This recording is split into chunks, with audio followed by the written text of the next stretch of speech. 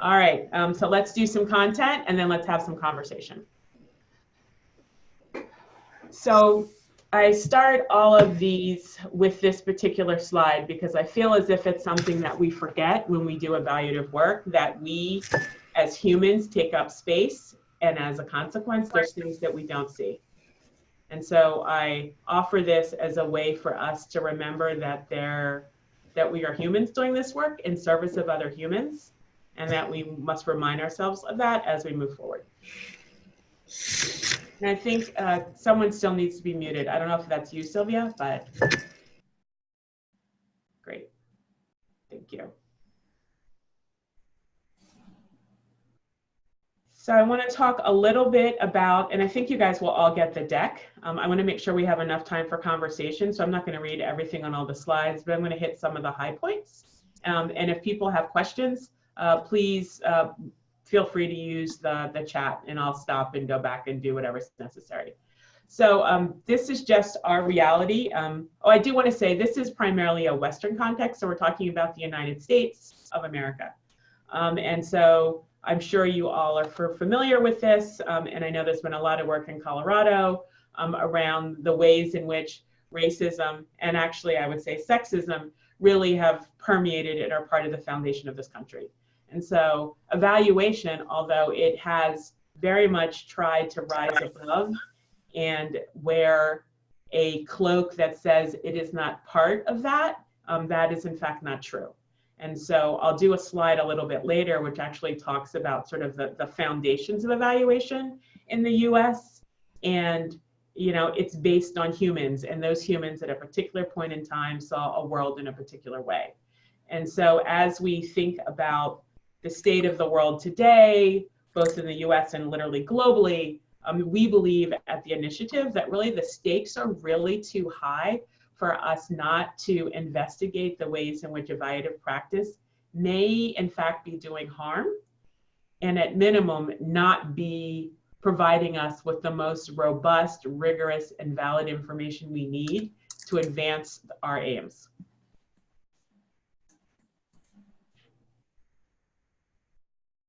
So let's talk a little bit about the history. I think if you look at anything on this slide, what I always find really compelling when I do this is to just even look at the decades and just remember what was happening at those moments in US history, 60s, 70s, 80s, right? So in the 60s, really evaluation came into being. It was really evaluation research, and so it's important to remember the research part of it. Really came as a desire for the US government to understand investment and social programming.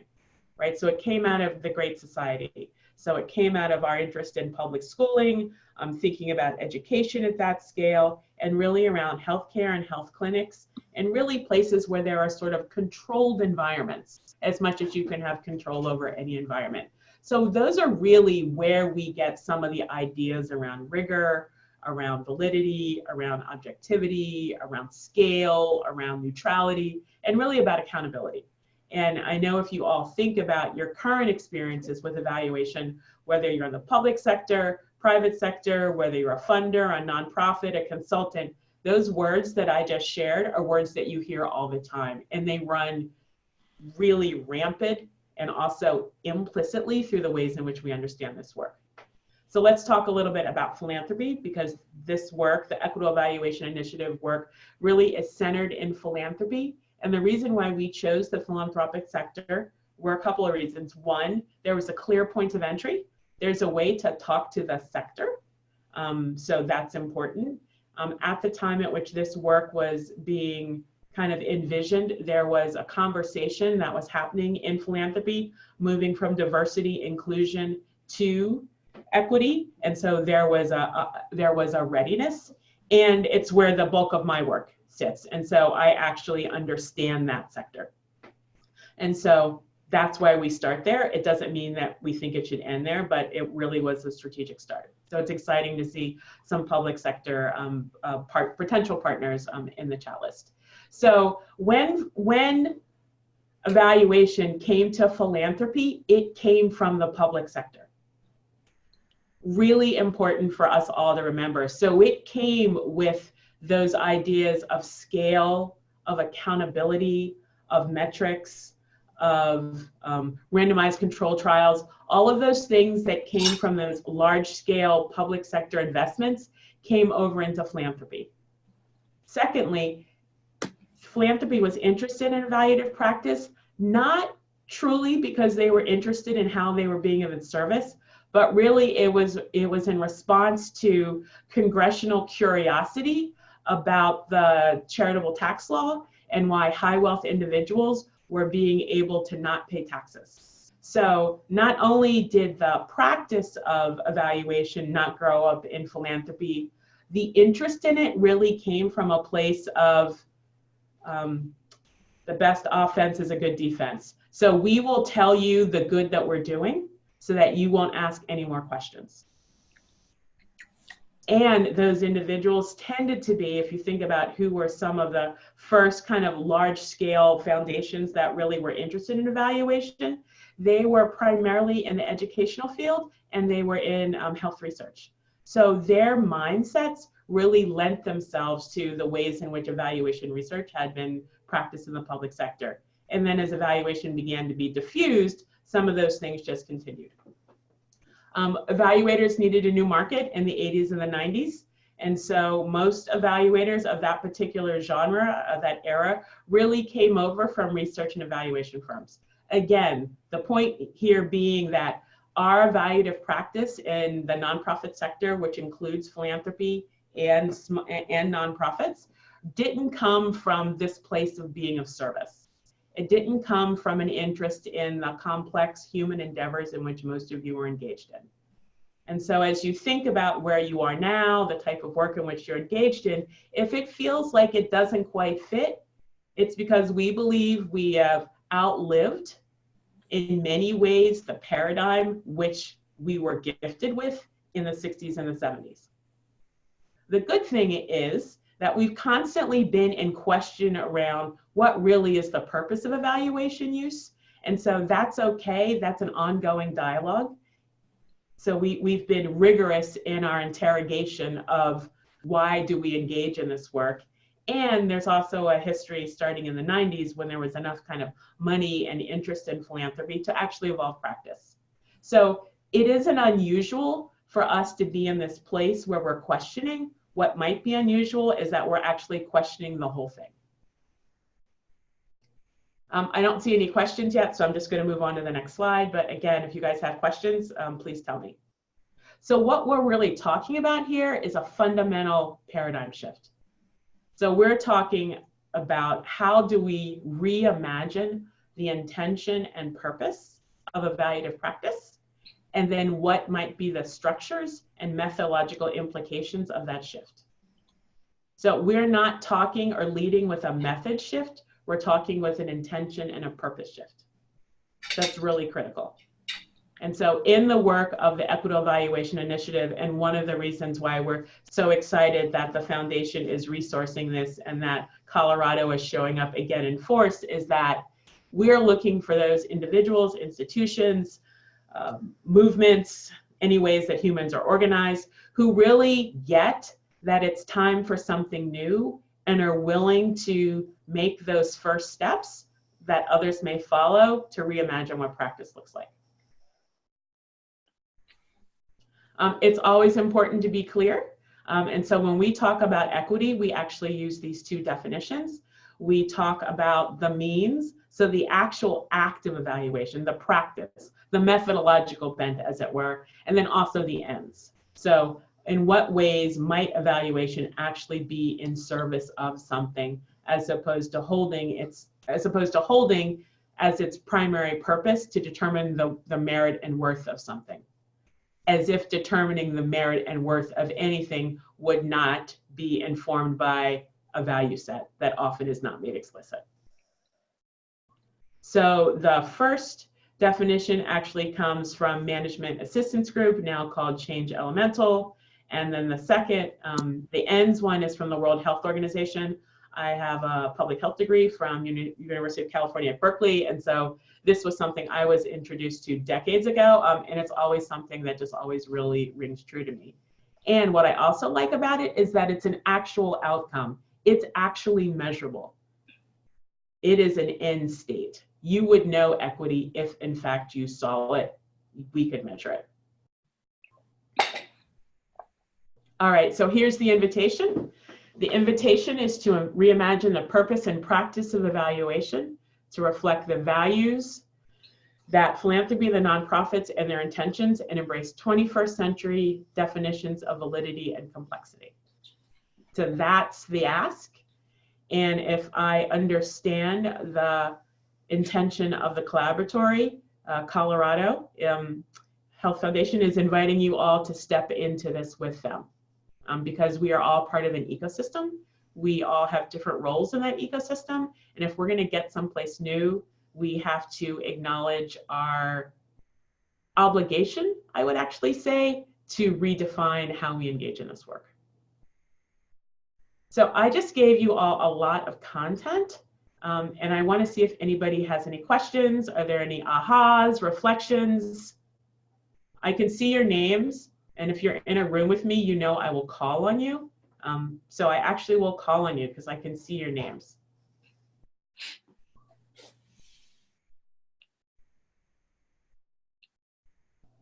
All right, Robin. Any thoughts, reactions, anything you want to share? Hi, sorry. I wasn't sure if my volume was on or off. That's okay. No apologies. What's coming up for you? Maybe if you start, some other people will share some things, because that was a lot of content I just threw at you. There's a lot of big ideas. There are more ideas coming, but you teach evaluation and mixed methods. What's surfacing for you? I do. I like the framework that you have in terms of talking about the ends as something measurable. I think that's new for me because I think a lot about how to be culturally responsive in our processes, but I don't think about it as much in terms of, you know, what is the actual outcome of those actions and what should we be looking for at the end and trying to perpetuate and carry forward. It's something, you know, I read a lot of literature, and so it's something that I never see in the literature and I want to see more of. But I can turn that lens inward as well and say, what am I doing to promote, you know, understanding about how a culturally responsive approach in our processes leads to equity as an outcome. Great. Awesome. And yeah, it is, how do I want to say this? So thank you for sharing, because I put you on the spot. So you're free now. So you're totally free for the rest of the webinar. So you're good. I think what's interesting is there's a lot cloaked in the literature that reflects points of view that we tend to call objectivity and neutrality. But really, whenever there's a human, there's a bias.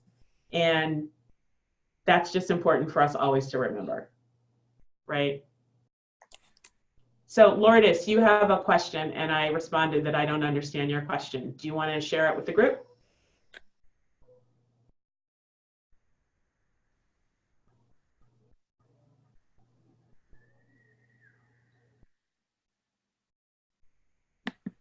Oh, Lourdes can't unmute.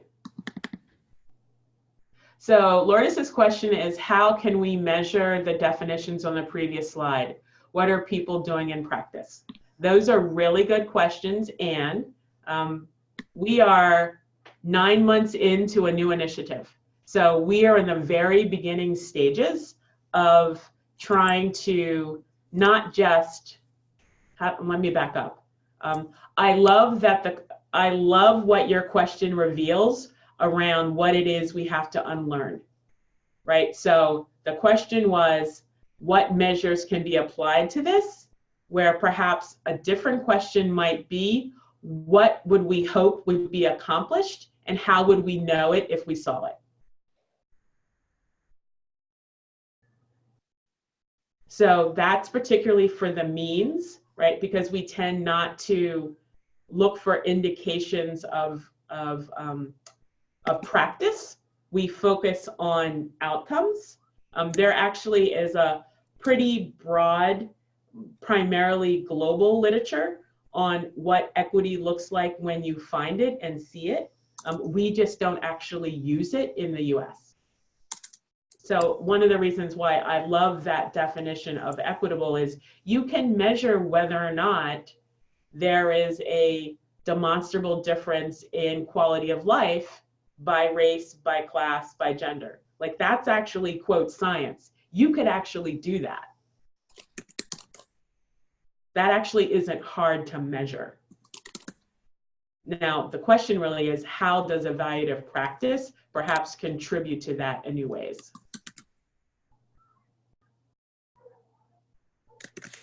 So I'm going to read what Lorda said.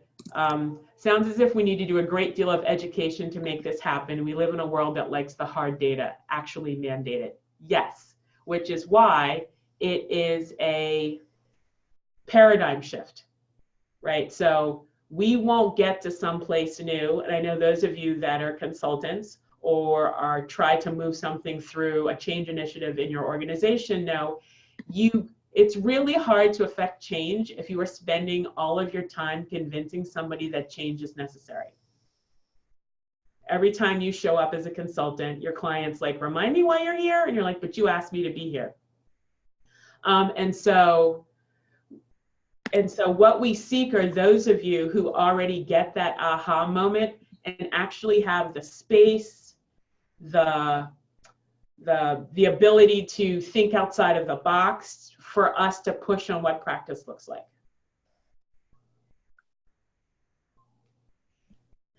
There are a lot of questions they're not a lot of questions, I lied. There's a couple questions in the chat, which you all can see. Can you share resources for the tools you mentioned to measure and increase inequity? Can share with you some of that literature, but we also ask that not be where you start, because that's where we start in evaluation, is we start with tools and methods. And what we're asking you to do is start someplace different around purpose and intention. So I'm going to continue to move through some slides, and let's see what else comes up for people. All right, so here's the ask. Here's the offering, rather. Evaluation work is in service of and it contributes to equity. I'll read this all out because I think it's important for you all to hear it. Production, consumption, and management of evaluation and evaluative work should hold at its core a responsibility to advance progress towards equity. Next one, evaluative work can and should answer critical questions about the effect of a strategy on different populations. Low bar, minimum differential effect, super low bar. Effects of a strategy on the underlying systematic drivers of inequity, which assumes you understand and have named the underlying systematic drivers of inequity that are relevant to, quote, the intervention that you might be engaged in. And the last one is really, what are the ways in which history and context are tangled up in the structural conditions in the change initiative itself? That's a lot of words, and we're going to work on refining that. But what we're trying to get at is, what are the ways in which, in some instances, those of us that are engaged in the work might be part of why the work is needed. That's often a case for philanthropy, because of where philanthropy gets its wealth and because of the ways in which it may have invested or disinvested in other times. It could be the role of nonprofits. Not all nonprofits are actually in the service of really making themselves less useful. And so this is really about owning that we as humans and as organizations, we also have space in place in the ways in which we've affected inequities, and how are we naming that? So this is really for the evaluator to really think about how they bring this to bear when they're working with a client. And then the last one is really about pushing on what it means to be multiculturally valid and oriented towards participant ownership. And so on the first slide, when I talked about racism and the way in which it shows up in evaluative practice, evaluation is by its nature, because of its origins, typically an extractionary act. We take, often from those from whom not much has been given, we ask more, we take their knowledge, we create what we believe to be sense out of that knowledge, we go on to do things with it, and we give them back something which 9 times out of 10 is something they never wanted and isn't useful. So what would it look like if, in fact, we actually engage in evaluative work where knowledge creation was something that was shared, and ideally ultimately owned by those who are actually giving of themselves to advance our work. So this is more than participant voice. This is actually a fundamental shift in acknowledging where power sits in the development of knowledge. Participatory methods are nice, and they often help people feel better about the extractionary act of evaluation. So does anybody, I mean, I'm sure that was, again, that was a lot. Questions, comments, reflections on the 3 principles? And there'll be some other slides that talk a little bit about multiculturally valid and participant ownership. Okay, great. All right, I'm gonna keep moving until someone tells me. Oh, God, so Su Sing Lim asks, can you clarify what it means to be an extractionary act?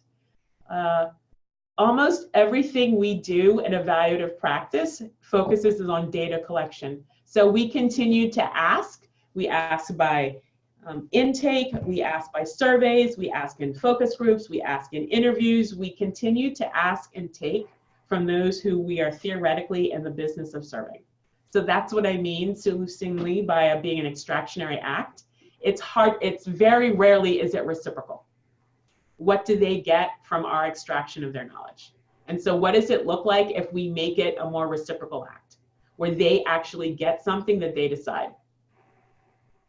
So Margaret is asking about, can you share best practices for sharing findings back? So even that word, sharing findings back, Margaret, is you are sharing findings back. What would it look like if there was collective sense making? Totally changes it.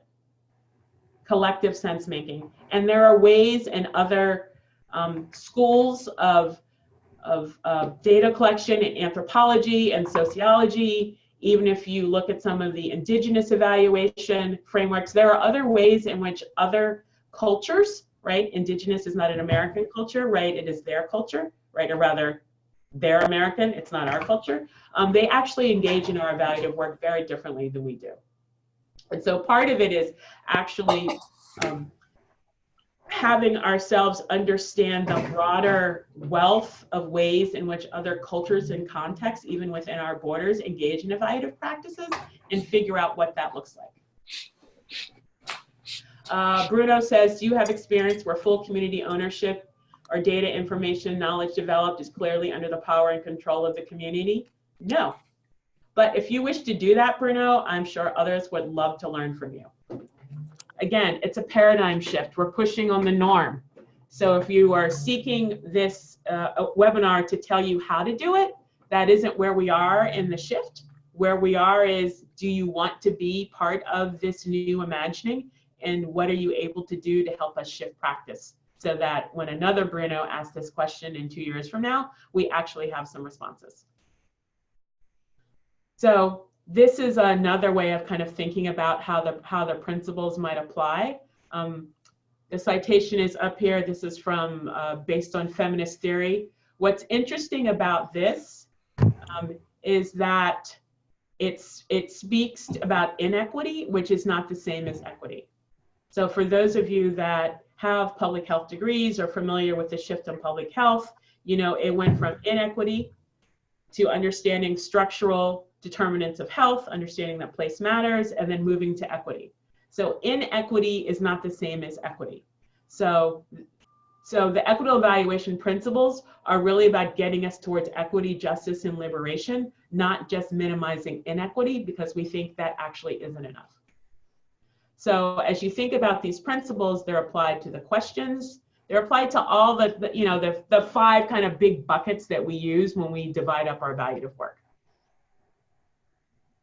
Again, these are not unfamiliar to you, but it's not just in the data collection. It's not just in the sense making. It's not just in the reporting out. It's throughout the entire evaluative practice.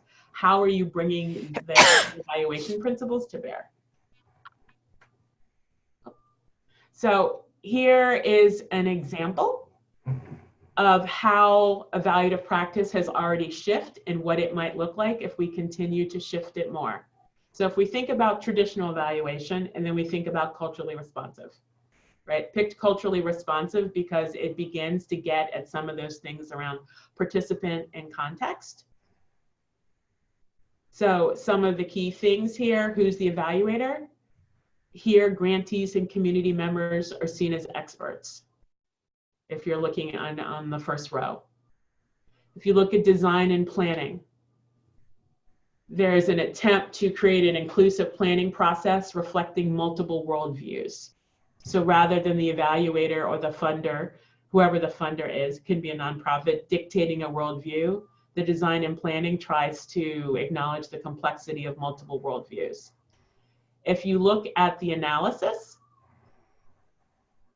piece, right, in traditional evaluation, the evaluator conducts analysis. In culturally responsive, the evaluator leads analysis, but there is some attention to culture and system analysis. But still the evaluator leads.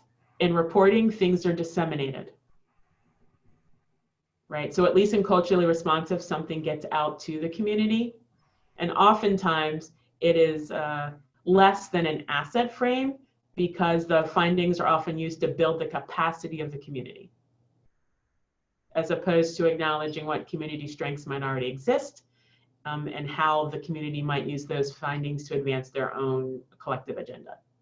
So this is one way in which evaluative practice has already shifted. The next slide is say, what would it look like if we shifted it even more? So what if the evaluator is all of these and those most impacted, right? Because grantees are sometimes not those most impacted. Community members. So how do we actually get a better definition of who, like who are we accountable to? The evaluator actually serves as a partner and a learner, which we often come in as experts or have expertise, and rarely do we come in with a learning mind. So if we think about data collection, how is it a co-created inquiry framework? Not what we typically do, which is, can you weigh in on these questions? And the frame is already determined, but how might the table that is set be set by the collective? And how do we think about how various parties may engage in the data collection act itself? Looking at analysis, how are the sense-making frameworks, how are they co-created? What does that look like? And how do we use multiple analysis methods? So instead of what we tend to do, which is either qualitative or quantitative, how might we broaden how we make sense of data? Not just methodologically, but also who we do that in partnership with. And perhaps in the last one, use of findings, how might, because this is philanthropic focused, how might the decisions and actions actually inform the strategy of the foundation, as opposed to it merely being an assessment of the capacity or the competency of the grantee? How are strengths and opportunities leveraged so that the grantee or the community might actually be able to take that body of work that the evaluator did and actually use it for their own purposes? And how might new solutions and roles be surfaced? So again, continuing to push the intention and the purpose of evaluative practice so that more people are able to engage in this work. So Debbie writes, evaluators will need to do a lot of work to gain buy-in in among philanthropy partners, especially government funders and partners. I would say yes, and there actually is a growing number of philanthropies nationally that actually have had some aha moments. So they've had hearts and minds, if you think about the paradigm, and they're recognizing that there are ways in which their evaluative work still falls outside of the strategic redirections they've had. And they are actually willing and able and curious to find partners who will help them do that work.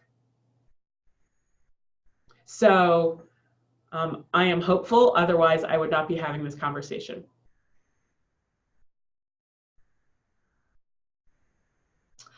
Really great question. So conservatives tend to bridle at use of the word equity when it refers to equity and outcomes rather than equity of opportunity. Does equitable evaluation distinguish between these two types of equity? I would say yes and no. There's a reason why the definition we use speaks to outcomes, because we actually don't believe equity and opportunity has served us well in the United States of America.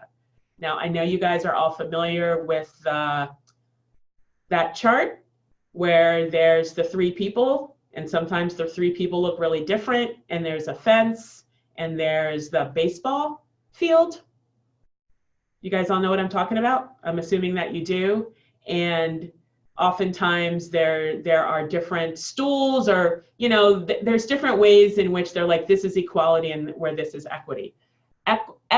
Equity exists when we cannot determine the conditions and actual health status of individuals based on race, class, gender, orientation, or ability. That's actually what equity is. So equitable outcomes is really about equal access, and that actually hasn't worked in America.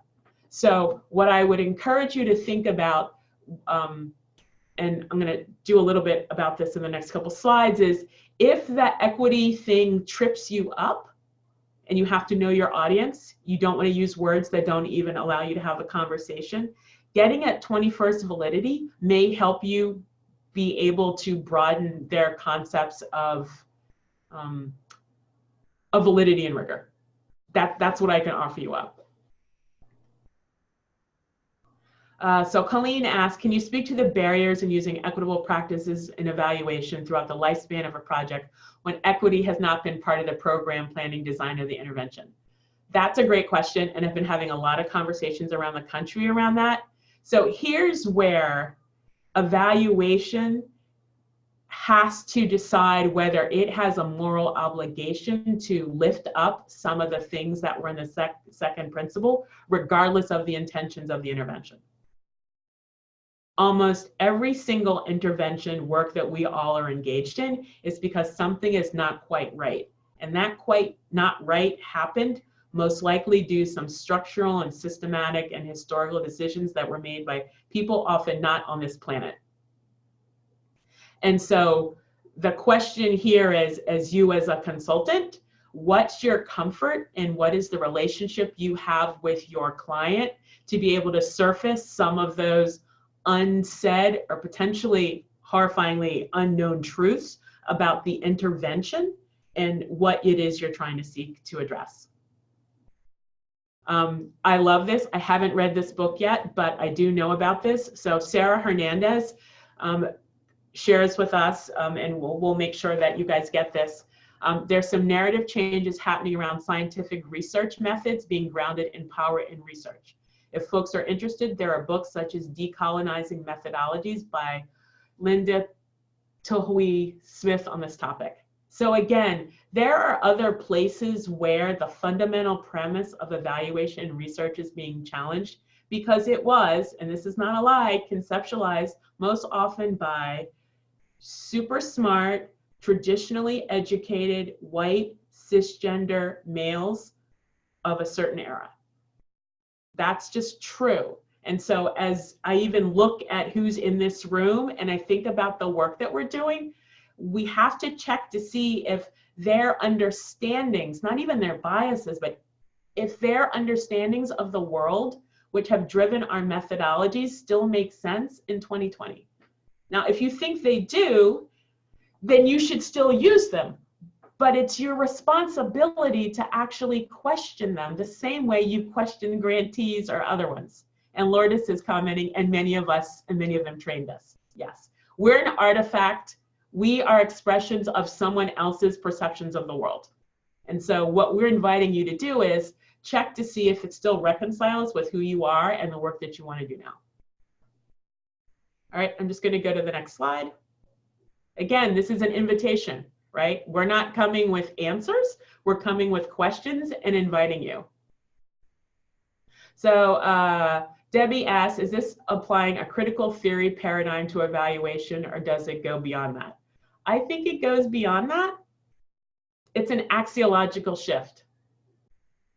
Oh, look at that. Perfect. The next slide, right? So this is based on the work of Dr. Donna Mertens. And so What we tend to skip over when we talk about evaluation is axiology, ontology, and epistemology. We go right to methods. Some of the questions you guys have asked have already speak to that. It's like, so what's the measure? And so what we're asking you to do here is don't start there, is how do we decide what is good and what is right? And if we're saying that equity is what is good and what is right and what we're moving towards, then how do we decide what is real? And who gets to decide what is real? And can there be multiple realities? Quick answer, yes.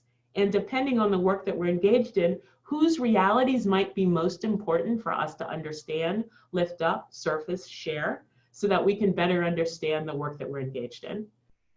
What information do we regard as fact versus opinion? Right, and that really goes back to the ridiculous quantitative versus qualitative conversation, which even in itself is super limited. And then what if we've shifted axiology, ontology, and epistemology? What are the methodological implications? So again, these are just some of the big ideas that we're inviting you to step into. I'm going to read this out loud because I actually love saying it. To pay attention to feminist, minority, and marginalized perspectives is not to give up objectivity for a plurality of subjectivities, but to achieve greater objectivity by getting a clearer, more expansive, and fuller view of our reality.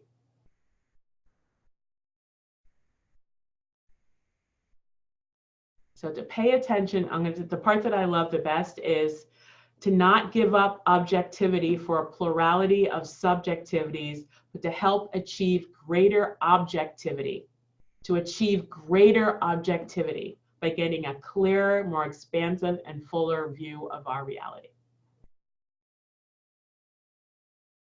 Sydney, I see your question, but I'm going to keep going through this and then I'll get back to it.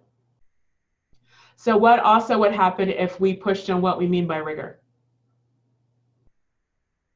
So the first one being, how do we actually, the quality of the thinking, right? Which is where it starts to connect with program design and strategy, but how good is the thinking that is the basis of the evaluative work? The credibility and legitimacy of the claims, the extent to which the data is trustworthy, including the confidence in the findings. Trustworthy, including the confidence in the findings. If you begin to broaden who you're accountable to, you have to get much smarter around what is a legitimate claim you can make based on the type of inquiry in which you engaged in. Third piece, cultural responsiveness and context. The degree to which the questions, methods, and analysis respect and reflect the stakeholders' values and context, again, at minimum. And then the quality and value of the learning process, really meaning that if in fact the evaluative findings aren't useful to those to whom you hold it accountable to, then really how rigorous is it?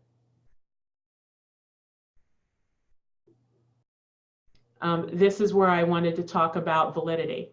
So back to, I'm going back here, about using the word equity. Right? So if you don't want to enter through the equity door and you want to enter through the validity door, this is a great way for you to check how valid is the data you're collecting already. So usually what we do is we do a statistical sample based on demographics. But within those demographics, we treat all brown people, all black people, all white people somewhat the same, although we differentiate a little bit by class, by SES.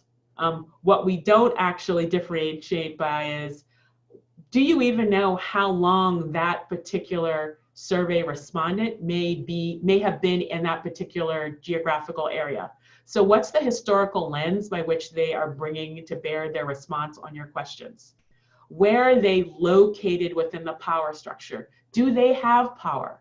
Are there particular voices that are less heard within that particular subpopulation that you need to figure out how to lift up, right? So these definitions or these elements of validity really ask us to go much deeper than race, which is really ethnicity, or not. Race is social construct, really ethnicity, and really help us, hopefully encourage us to get much smarter about What are the types of participant voices? Back to the earlier comment that was in the thread from the woman from Mathematica. Like, participant voice is fine if you bring this degree of nuance to understanding the voices that are being represented. Again, big ideas for you guys to play with and think about where you can push. This last one is about complexity. One of the things that we, based on the way evaluative practice, which really came out of research, have surfaced, we try to do the obvious and the complicated. Many of us are engaged in work that is complex and chaotic. So do we really have methods that can work in that frame? Or do we need to create new methods that will allow us to be adaptive and responsive in the chaotic and complex frame? Again, these are big ideas. And as you think about your work and your clients, and even as individuals, the stamp you might want to leave in the world, the way in which the world, you might want the world to be different, which one of these big ideas, sort of wrapped among the principles, might be something you can push on in your practice. I like to close with this one because I think we forget that whoever controls meaning acquires power. And so what we're really talking about here is, how do we shift knowledge creation, which is an expression of power, to one that doesn't privilege the few, but actually makes it accessible and a demonstration of really democratized power among the many.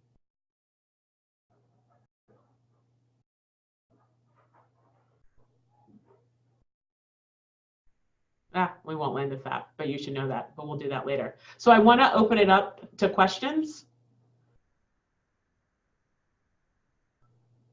Cindy, I'm going to read your question out, but I really do invite other people just to chime in here.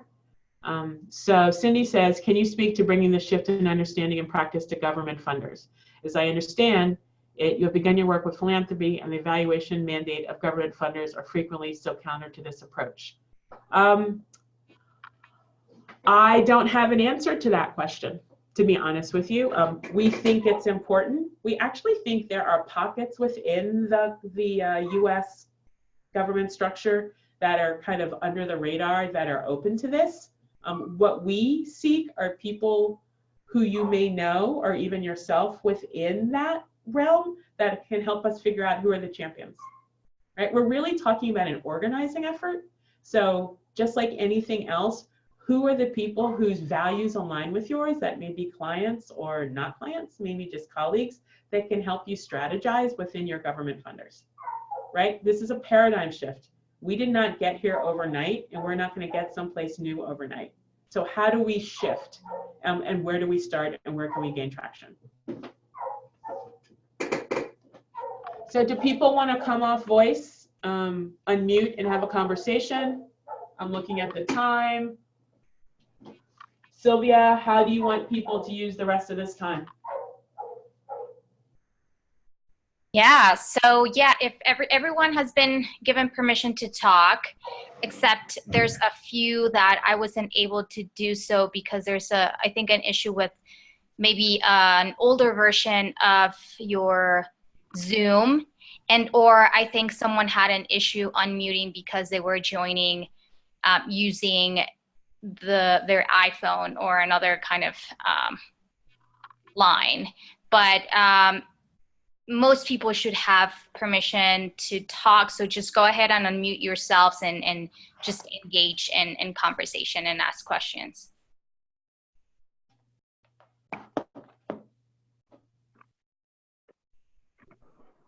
Jara, hi, this is Natalie. I love this idea. Hey, but I was wondering, you know, just every time there's a new movement, there's this idea of how do we share our ideas without sort of enforcing them on other people. Yep. In social justice, it's often this frame of meeting the client where they're at, yep, rather than imposing. Yep. So I hear what you're saying when you're saying we need to shift the paradigm, but there is this point of embracing your concepts without, you know, being almost a colonialist, even if it's for good. So I just wondered, how do you think of that, of like, you know, sharing it without being a force? Does that make sense? And are you talking about, say more about it? I mean, so for me, the way in which we do it is to enter through the 21st validity door as opposed to the equity door, but I'm not quite sure what you mean. Sure. Just, I think there was a point in your discussion where you framed it as though people, like, we sort of need to advocate for this, even if funders or potentially clients don't see it in the form of an equity frame. But I often think of my role as more somebody who supports and works with. And so I think there was just this idea of how to continue to work in partnership. Yeah. Sorry. Yeah, and again, I mean, if you're a consultant, you know your client, right? So you know where you can push and you know where you can't, right? So this isn't saying that you walk around with an equitable evaluation t-shirt on and this is all that you do. Although you can decide that you only want to see clients who see the world in this way and you want to push towards evaluative practice that pushes power, right? So ultimately, we each have to make a decision around the way in which we want to engage in this work and where our values align with it. Other questions, comments?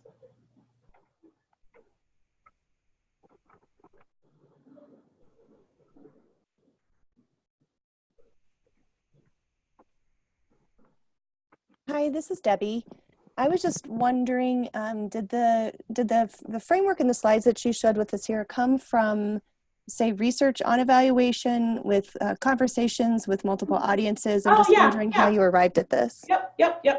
You guys don't know any of that, so we will. So I'll give you a little background. So in 2016, no, is that true? It's been a while.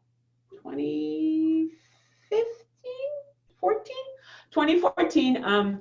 Luminaire Group, where I'm the founder and principal, which is a for-profit consulting firm, was hired by the Annie E. Casey Foundation to understand the ways in which equity, racial equity, were actually showing up in evaluative work in some of its other peer funders. We did a brief little research for them, and what we learned in some of the funders who might have been perceived as the most progressive is that not a single one of them had thought about the ways in which evaluation might need to be shifted other than the demographics of the funder. And so we were like, we think there might be something there. So we got additional funding to actually do a landscape study across philanthropy to understand the ways in which philanthropy was thinking about equity in its evaluation work. And what we learned was it was thinking about diversity, inclusion, and to some degree equity in 2016 across every single dimension of its practice except for evaluation. So vendors, staffing, board, communications, every single piece of like their philanthropic practice, they've been thinking about it, but they hadn't thought about evaluation at all. Hadn't crossed anybody's mind. And for those funders who were actually doing something really interesting, they didn't call it evaluation because they couldn't imagine how evaluation would have a moral compass and would be so deeply tied to strategy and be so useful, which made me cry, but I understood where they stood. And so that led us to share that research, to come up with the principles, have a roundtable conversation in 2017 with the Johnson Center of Philanthropy and the Center for Evaluation Innovation at Kresge. And that led to an interest in philanthropy to resource this work to launch a national initiative. And there have been a couple of papers that I've written and just some other readings and writings that really help us understand where the roots of evaluation sit. Does that answer your question? Yeah, that's really interesting. I appreciate it. I'm a graduate student and a consultant, and so the further research on this seems like it would be useful and very interesting. Yep. So Rachel asked this question, can you say more about what entering through the equity door versus validity door looks like and why one might be easier or better than the other? Again, this isn't just about knowing your audience. Sometimes you say the word equity and people's eyes roll and they're like, they don't want to talk about it. And so You can either decide to continue to try to get them to think about it, or you can say, you know what, I really want us to push on validity because I don't think we fully understand what's happening in the field, and I'd like us to broaden that. And then you can use the dimensions that are shared in the slide with Dr. Mertens. And most likely in trying to get at that degree of validity, you will have to do some methodological shifts and you will learn some new things. Now, whether or not your client will hear those new things, that's something completely different. But if you push on those dimensions of validity, you will surface new insights. Part of our work as consultants is being smart strategists and understanding who our clients are and how do we navigate them.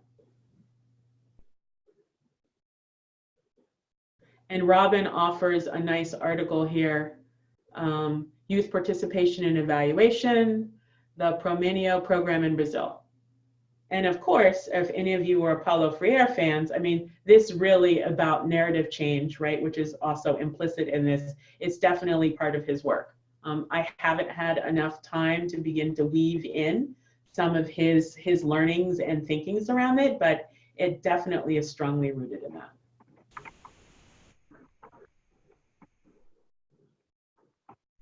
So Margaret, you've been unmuted. You wanted to say something? Sure, thank you. So this is all really interesting and I think really exciting. So thank you so much for today for hosting. I work with many of the foundation clients that I know were like the impetus for this, without naming names. But I still find that in working with clients that even internally that not everyone understands, like they talk about equity, but I don't feel like everyone still shares the same definition of what that means. And so I was wondering if you have any just guidance for both philanthropy, but also just clients more generally, how we as researchers and evaluators can bring this lens to our work and like really talk about it in a compelling way with clients when it's not part of the RFP, per se, but it's something that we actually care about passionately. And we feel like they're kind of giving more lip service to it than really sort of following good practice. I mean, I can only tell you what we do.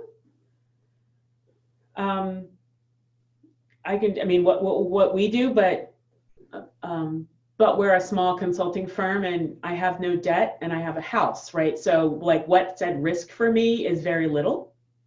So I seek out clients that are deeply aligned with how I see the world and how I want the world to be. When you are part of a large institution like Mathematica, that's different. And so you actually have business modeling questions that you need to think about as a collective or even in your individual teams around how you suss out who are the clients for whom you want to do work with. So I think it's important to distinguish, or not to distinguish, but to understand that we each have individual things we must tend to. And so the degree to which we can push on this full barrel really needs to take into contextualization our human lives and what we have to risk. Does that make sense, Margaret?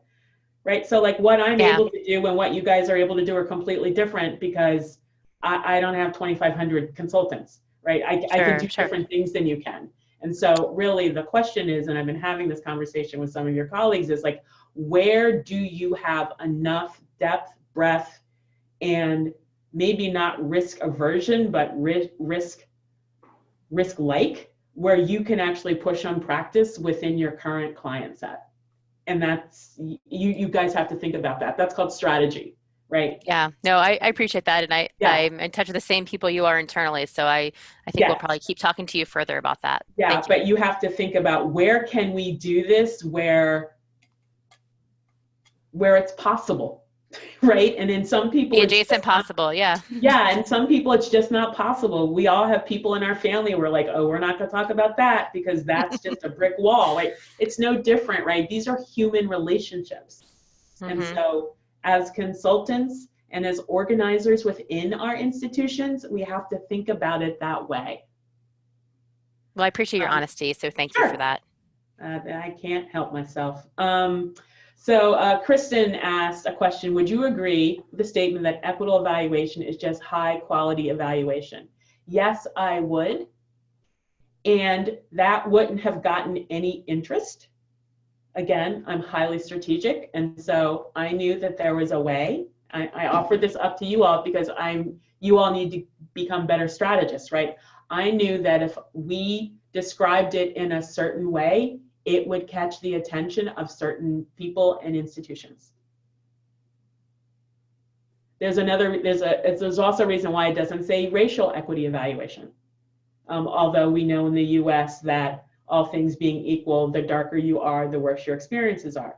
If we had had it be called racial equity evaluation, anyone who didn't say they were doing racial equity work would have opted out, and they would have missed the ability to deepen their understanding of what validity looks like and what rigor looks like and what complexity looks like. So we were super thoughtful about it. So you may not want to use the term equitable evaluation when you're navigating, negotiating, whatever you're doing within your institution or with your clients. You may want to push on the second two principles and hold in your own little hearts and heads the first principle. Like, that's up for you all to decide. You have to navigate and negotiate that. But if at least you do the second or even the third, you will change evaluative practice. But we do ask, what we're asking for is an axiological shift, not our methodological focus, which tends to be where we are, which is why we have developmental evaluation and system change evaluation and all these other types of participatory evaluation and empowerment evaluation, all of which are methodological and at the end of the day may or may not leave communities and people better off. They just feel better. Other questions, comments, reflections?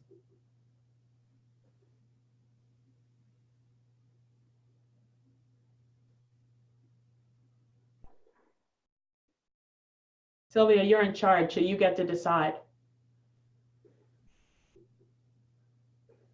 Yeah, well, are there any other questions, any other thoughts? I see Kim's comment around the slide. So we're recording this webinar and we'll have it available for you. I'm not sure about the slides. What do you think, Jara? Oh yeah, no, we will save the slides and we'll make sure they're available to you. Colleen has asked here, our group here is committed and interested in learning more, particularly for internal evaluators with small budgets, not consultants. What are upcoming opportunities? I can tell you about the initiative, and then Sylvia can talk about the Collaboratory. So we are, again, at the end of year one of our first year of the initiative. Our initial focus, obviously, was philanthropy. We've talked about that. We have a partnership structure. So we have investment partners who give us money. We have field partners who tend to be amplifiers, membership associations, those sort of things. And then we have practice partners. And practice partners are really those individuals, institutions, networks, movements, collaboratives, where they're actually trying to figure out what it means to bring these principles to bear.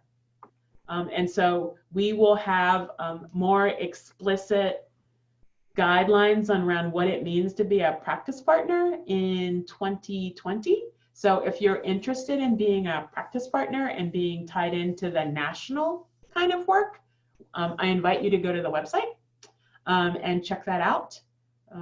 We are definitely growing enough sub-sectors, or I actually call them ecosystem players. So there's a growing number of ecosystem players where we're trying to figure out what to do. My colleague Marcia Kone, who's the Director of Practice Engagement and Evolution, is kind of leading the thinking on that work. So we started with philanthropy. We're trying to figure out what to do with consultants for business model and all the things I sort of touched on. We are trying to figure out what to do with nonprofits if they self-identify and want to be part of this. We are trying to figure out what to do with academics. There's probably been 10 maybe professors from universities around the US who are like, we want to bring this to work in our classrooms. What might that look like? So we're trying to figure out how we can support them. And so this idea of internal evaluators, is another subgroup, Colleen, that hasn't identified, but we're interested. So as demand sort of manifests, we figure out how we can be of service. And we're not opposed to the public sector. It's more, Colleen, I'm seeing your note. It's, how do I want to say this? We operate from the law of attraction. People need to self-identify interest. And when enough people self-identify and they can organize, we will figure out what to do. So Colleen, we're open. And if you want to reach out to Marcia, feel free to do so. And again, that's sort of what we're thinking about. And Sylvia, do you want to talk about the public, Garcia, the Colorado Collaboratory? Sure. And Kelsey, please feel free to add anything that I might be missing. So the Colorado Collaboratory is really a community of practice that is open to anyone who is currently practicing evaluation. So any evaluator or whose main role or one of your main roles entail work in evaluation. And it extends across industries and across the whole state of Colorado. And it's a space that we are inviting people to co-create with us so that we can provide what is helpful and useful to advance your own understanding of what EE means and how you put it into practice. So it's a space to allow people to share knowledge and experience, and for people to learn and open up that dialogue so that people can expand awareness, understanding, and practice. In terms of upcoming opportunities, so there are opportunities for in-person as well as virtual sessions that JBA is going to be facilitating. But again, this is all being co-created as we go with the people who are interested in joining this community. And Kelsey, please add in anything that I might be missing. Oh, thank you, Sylvia. That was a fabulous explanation. The only other thing I would say is that this really is about accepting that invitation that Jara issued at the beginning of her presentation and coming together to think about, what does this look like in practice? How do we actually make this happen? And we're not claiming to have the answers, but we think that together we can figure some of this out, and we can figure out how to do it in our own context with our clients, with the work that we do, and move towards more equitable evaluation.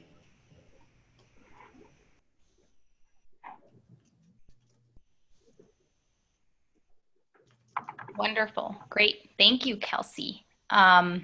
So there is one slide, and Jared, do you mind just going back to that second slide? Where? Oh, to the collaboratory? Yeah, that one? Collaboratory. Yep. There is a link to a form that if any of you is interested in going in and filling that out, this is helping us gather, your contact information so that we can add you to that mailing list. And we'll also ask you a couple of questions around, your interest and what you would expect to get out of this community. So that's information for us to inform what we're doing through this community of practice. So please go ahead and just add in your information that way. You can also just send me an email. You can see my email right on the screen there, and I can answer any additional questions or have a conversation for ideas that you have that you think would be helpful for your own practice. And feel free to share this out to colleagues or other people or groups that you think might be a good fit and interested in learning more about this. And I put a link to the survey in the chat box for everybody. Great, yeah, that's helpful. All right, well, is there any other question? Anyone else who would like to ask anything Otherwise, like I said, we're recording this webinar and will be made available to all of you. And I believe Jara said we can share out the slides as well, the slide deck. So yeah, Kelsey, anything else you would like to add, or Jara? No, I don't have anything to add. I already shared it in the chat. Really great questions. I really appreciate it. Thank you so much to Jara for taking time to help us continue this journey today and engage more folks in Colorado. So we hope that you'll join us going forward and participate in the Collaboratory, co-create it with us, and we can figure out this practice together. Thank you, Sylvia. Great. Yeah. Thank you, Jaren. Thank you, Kelsey. And thank you, everyone who joined. I really appreciate all of you taking the time. Yep. All right. All right. Recording is done. Yeah. Thanks, everybody. Have Bye. a great afternoon. Bye.